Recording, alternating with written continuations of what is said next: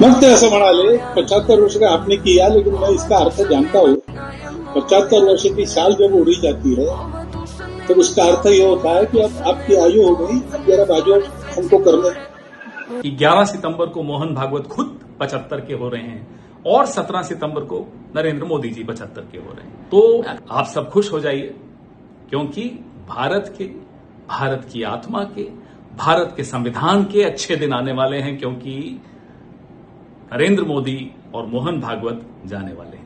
अगर आपको मोदी को हराना है तो मोदी से मोदी को लूट लो। अब मोदी से क्या लूटोगे? उनकी नीयत लूटोगे, उनका कैरेक्टर लूटोगे, उनकी देशभक्ति लूटोगे, उनके काम करने की ताकत, उनका विजन, उनका दिमाग, ये सब लूट लो तो मोदी खोखा हो जाएगा। वो आपने 75 वर्ष की साल जब उड़ी जाती है तो उसका अर्थ ये होता है कि अब आपकी आयु हो गई, अब जरा बाजू हमको करने। भारतीय जनता पार्टी के अध्यक्ष पद को लेकर लंबे समय से उलझन बनी हुई है। इसी बीच 75 साल की उम्र के बाद सार्वजनिक जीवन से संन्यास लेने की बातें भी उठने लगी हैं। तो क्या इन दोनों में कोई संबंध है? कोई सीधा इनके बीच में तार जुड़ता है? साफ साफ तो नहीं दिखता, लेकिन इतना तो तय लगता है कि भारतीय जनता पार्टी और राष्ट्रीय स्वयंसेवक संघ में कोई दुविधा है, कोई उलझन बनी हुई है। यह उलझन क्या है, यह समझने के लिए हम पहले अध्यक्ष पद की उलझन पर बात करते हैं और फिर 75 साल वाले मुद्दे पर। जेपी नड्डा भारतीय जनता पार्टी के 2020 में अध्यक्ष बनाए गए और 2024 में उनका कार्यकाल खत्म हो गया। तो 2024 में उन्हें लोकसभा चुनाव तक के लिए मई तक विस्तार दिया गया, लेकिन वे आज भी अध्यक्ष पद पर बने हुए हैं। उसकी वजह यह है कि पार्टी अध्यक्ष के लिए कोई उपयुक्त नाम नहीं ढूंढ पा रही है। इसमें राष्ट्रीय स्वयंसेवक संघ से टकराव की बातें भी सामने आई हैं, लेकिन क्यों ये स्थिति पैदा हुई है, इसकी वजह जानने के लिए हमें 2014 और 2014 के बाद के पूरे दौर को देखना पड़ेगा। 2013 में जब प्रधानमंत्री नरेंद्र मोदी अभी प्रधानमंत्री पद के उम्मीदवार थे, तभी आडवाणी, लाल कृष्ण आडवाणी जैसे नेताओं का विरोध शुरू हो गया था। उस प्रक्रिया में 2014 में जीत के बाद उन्होंने लगभग सभी राष्ट्रीय छवि और बड़े कद के नेताओं को किनारे करने की प्रक्रिया शुरू की और इस प्रक्रिया को नाम दिया गया कि 75 साल के से ऊपर के व्यक्ति को सार्वजनिक जीवन से संन्यास ले लेना चाहिए। यह पार्टी के नीति सिद्धांतों में अंकित नहीं है, बल्कि यह एक नया कायदा बनाया गया। इस हिसाब से लाल कृष्ण आडवाणी, मुरली मनोहर जोशी, जसवंत सिंह जैसे तमाम नेता पार्टी के कार्यक्रम से अलग कर दिए गए और एक तरह से उनकी कोई भूमिका बची नहीं। जो बच गए, राजनाथ सिंह या नितिन गडकरी जैसे, वे आज भी बने हुए हैं, लेकिन कहा जाता है कि उनका पद भी घट गया।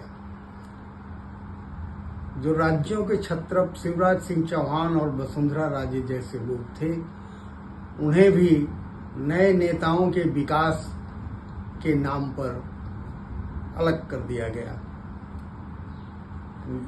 तो इस तरह से ये देखा जाना चाहिए कि भाजपा में राष्ट्रीय कद के नेताओं की काफी अभाव हो गया है।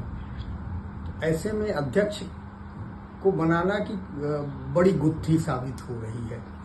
दूसरा यह भी है कि 2024 के चुनाव के वक्त जेपी नड्डा ने एक बयान दिया था कि भाजपा के कार्यकर्ताओं का इतना विशाल आकार तैयार हो गया है कि अब उसे आरएसएस की जरूरत नहीं रही। नतीजे आए तो पार्टी 2040 पर सिमट गई और उसे महाराष्ट्र, हरियाणा, उत्तर प्रदेश, बिहार में कई झटके लगे। लेकिन उसके बाद उसी साल हुए हरियाणा और महाराष्ट्र के विधानसभाओं में आरएसएस के कार्यकर्ताओं की कथित बहुत सक्रिय भूमिका की वजह से दोनों ही राज्यों में अप्रत्याशित जीत हासिल हुई। इस तरह से आरएसएस का दबदबा पार्टी पर फिर से कायम होने लगा।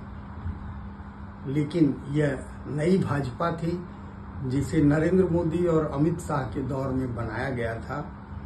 इसलिए पुराने दौर के जो आरएसएस से तालमेल हुआ करते थे वो तालमेल भी नए सिरे से परिभाषित किए जा रहे हैं, किए जाने लगे।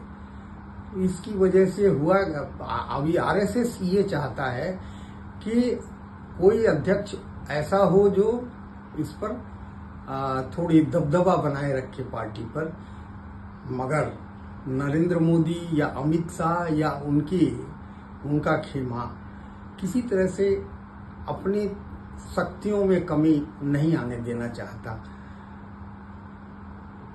तो ये बड़ा टकराव का बिंदु ऐसा बना हुआ है कि इस उलझन में अभी तक अध्यक्ष का चुनाव नहीं हो पाया। अब आइए देखते हैं 75 साल की उम्र की सीमा को। दरअसल अभी राष्ट्रीय स्वयंसेवक संघ के सरसंघ चालक मोहन भागवत ने अचानक एक बयान दिया कि 75 साल के लोगों को किनारे हो जाना चाहिए सार्वजनिक जीवन से, और नरेंद्र मोदी इसी सितंबर में 75 साल के होने वाले हैं। इसी तरह से बाकी कई नेता भी, खुद भागवत भी 75 साल के हो जाएंगे। तो क्या यह 75 साल का बयान कोई दबाव है नए सिरे से कि आरएसएस की बात अगर नहीं मान रहे हैं, नई भाजपा नहीं मान रही है, तो उसको एक दूसरे तरह से दबाव डाला जाए? इसका तो अंदाजा लगाना बड़ा मुश्किल है। लेकिन फिर भी एक बात तय है कि न आरएसएस चाहता है न बीजेपी चाहती है कि सत्ता से दूर हुआ जाए। तो सत्ता बनाए रखने के लिए ये सब बातें भी गौण हो जाती हैं। सत्ता अगर बनी रहे, क्योंकि इस सत्ता की वजह से आरएसएस को भी बहुत फायदा हुआ है और देश भर में उसके जितने दफ्तर हैं वो नए बन गए हैं। वहाँ संसाधन काफी आ गए हैं और कार्यकर्ताओं का भी विस्तार हुआ है। इसलिए आरएसएस भी नहीं चाहेगा कि ये जो व्यवस्था बनी हुई है इसमें किसी तरह का खलल पड़े। दूसरा ये है कि नरेंद्र मोदी की जो शख्सियत है वो काफी बड़ी हो गई है। वो अब आरएसएस से दबाव महसूस करने वाले शख्स नहीं रह गए हैं। तो ऐसे में यह टकराव कितने दिनों तक चलता रहता है, कैसे चलता है, यह देखना बहुत ही दिलचस्प होगा। हो सकता एक और बात हो सकती है कि ये सब मुद्दे जानबूझ करके उछाले जा रहे हों ताकि जो दूसरे मुद्दे हैं, जो असली मुद्दे हैं देश में, बेरोजगारी के, महंगाई के या बाकी जो मुद्दे हैं जो आर्थिक संकट के, वो उन मुद्दों पर बहस न हो और दूसरे मुद्दे हावी रहे। तो ये उलझन अपने आप में बड़ी है बीजेपी के लिए। इस उलझन से कैसे वो निकलेगी, यह एक चुनौती है।